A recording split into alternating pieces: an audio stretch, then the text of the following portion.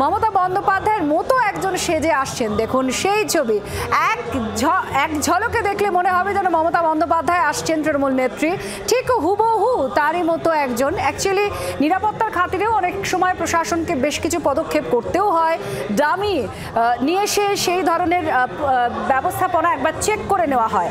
শিয়ালদার ছবি আপনারা দেখছেন না, অয়ন ঘোষাল আমাদের প্রতিনিধি সরাসরি রয়েছেন। অয়ন, শিয়ালদার ছবি একটু জানতে মানে দেখতে পাচ্ছি আমরা এক মমতা বন্দ্যোপাধ্যায়ের মতোই একজন কেউ হেঁটে যাচ্ছেন, তো কি ছবি আপাতত? মমতা বন্দ্যোপাধ্যায় নিরাপত্তার স্বার্থে তৈরি মমতা বন্দ্যোপাধ্যায়ের দামি নয়।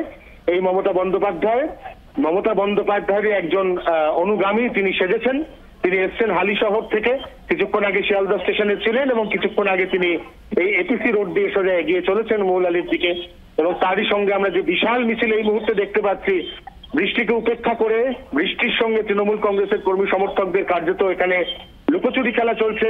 মাঝে মাঝে যখন প্রবল বৃষ্টি, তখন তৃণমূল কংগ্রেসের এই যে মিছিল সেখানে একটু সংখ্যাটা কমছে, কেউ কেউ আশ্রয় নিচ্ছেন কোনো গাছের নিচে বা শেডের নিচে। কিন্তু তারপর এই মুহূর্তে আবার যখন বৃষ্টি কমেছে, আমরা একই রকমের একেবারে ঠাসা ভিড় দেখতে পাচ্ছি সেই মিছিলে।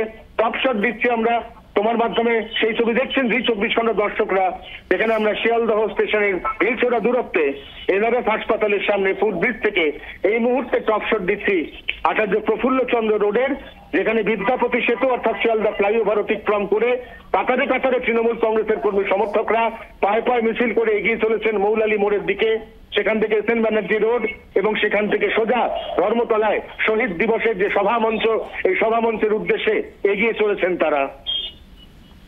সেই ছবি আপনারা দেখতেও পাচ্ছেন। আমাদের প্রতিনিধি জানাচ্ছিলেন যে কাতারে কাতারে তৃণমূল কংগ্রেসের কর্মীরা এখনো সমাবেশের স্থলের উদ্দেশ্যে যাচ্ছেন।